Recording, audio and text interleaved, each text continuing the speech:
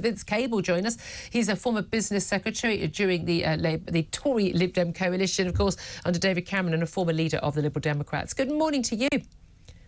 Morning. Thank you so much for joining us. I wanted to talk to you about supermarkets, but Thames Water story has kind of overtaken that, so I'll go to that first. Government and Ofwat are looking at contingency plans for the collapse of Thames Water. Debts of £14 billion that they fear the company can't service it. We lost the chief exec, Sarah Bentley, yesterday. 15 million customers, the country's biggest water company. What should happen next? Well, it depends how serious the problem is. I mean, I think if you go back over this, Thames Water is a bit exceptional in terms of water companies. They vary in their performance, but Thames Water was taken over by an Australian bank called Macquarie, which, operated rather clever financial engineering. They loaded it up with a lot of debt and took out big dividends. They effectively stripped the company of its financial base, made a lot of money. And their services are now at risk. I mean, in the final analysis, if a major utility just can't continue to operate, then the government will have to take it over. But it does highlight, some of the failures of regulation. Yeah. Have we not got the worst of both worlds? Say with our railway companies, but with many of our utilities as well, which is, they're too big to fail.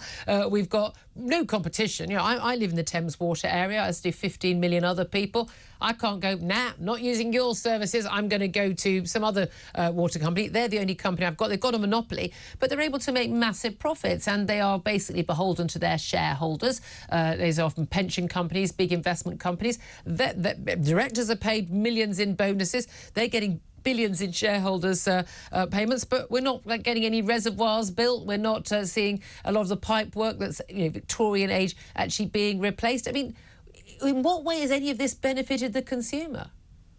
Well, Thames Water is a particularly shocking example. I mean, there are some water companies with a better performance. If you look at companies like Kelda, which is actually mutually owned, it's not owned by shareholders in Wales. And water companies are trying to do a variety of things. I mean, they're trying to supply water on a reliable basis, good quality, respectable price, invest to stop leaks, invest to stop sewage overflows.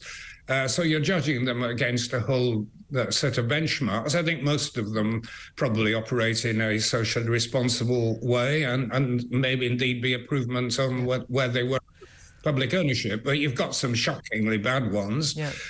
There the government has got to step in. Well, indeed. Should they step in when it comes to water bills? We had help with our energy bills, did we not? But according to front page of the Times, water companies are drawing up plans to increase household bills by up to 40% to pay for the cost of tackling the sewage crisis and, it's claimed, the consequences of climate change.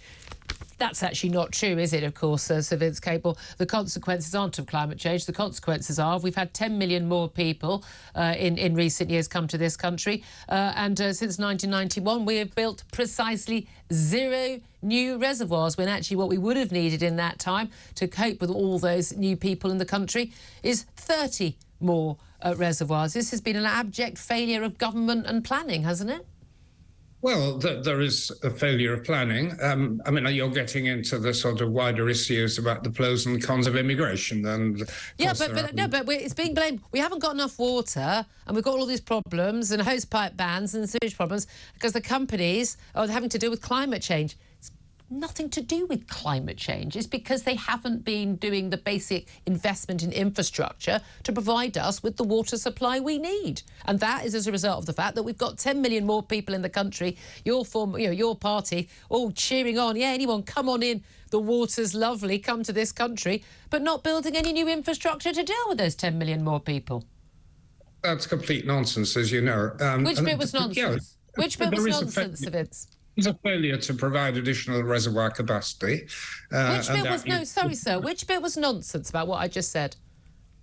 Well, the idea that people have been invited in the country to enjoy our water, I mean, that's absolutely not to enjoy our water. I use a certain amount of water. Look, we're a family of 3. If we were a family of 5, we'd use more water. You've got 10 million more people in the country. You're going to be seeing more water being used. And yet there was no extra reservoirs built over a 32-year period. You don't think that that is a factor that's worth mentioning? It is a factor that's worth mentioning. And of course, there is a downside to having an increased population. There's also a downside to having a decreasing population, as they're having in countries like Italy. You have an aging population, you have more costs associated with that. There are perfectly reasonable arguments for higher migration if you want a younger population. But they don't involve not building the infrastructure that we need. Of course, that's right. Of course, there was a failure. You were a government minister. Did you get any... You're a business secretary. Did you say, hey, we've got all these people coming in, should we not build some more reservoirs so we've got enough water? No, that wasn't an issue that came across my desk, but you're quite right. There has been an under-provision, and we've generally failed in terms of water regulation because there are different objectives. Because you know, regulated by different agencies. I mean, the Environment Agency is dealing with one thing, the Ofwat dealing with another, and we haven't got the balance right, and we've seen the disastrous consequences with Thames Water. Yeah, we certainly have. Let's talk very briefly, if we can, about supermarkets. The biggest supermarket bosses, you know, the Asda's, the Tesco's, Morrison's, and Sainsbury's. They were called to Business Select Committee. You've appeared before them many times when you were a business secretary yourself, and they were asked by MPs, you know, are you profiteering off the backs of now we expect there to be inflation, but actually, are you making more profit while you're passing on a lot of those higher costs that you've got onto customers and a bit more? Do you think there should be some sort of action to try and stop people basically benefiting from the fact that we all expect prices to go up, but actually sometimes it's not just about costs? Well, there should be and is. We have a regulator, the Competition Markets Authority, which was set up in its present form by me, actually, which is there to deal with abuses of competition. I think there's little doubt that there is an element of predation in technical terms, you know, gouging consumers, whatever you want to call it, in place. Now, some of it's by the food manufacturers, you know, Unilever, Heinz, and so on are doing pretty well at the moment with increased profit margins. The supermarkets, maybe in particular cases, you know, the CMA has just finished an inquiry into petrol at supermarket stations, and they found that they're charging on average 5p a litre more than they could and should as a result of pushing up their margins.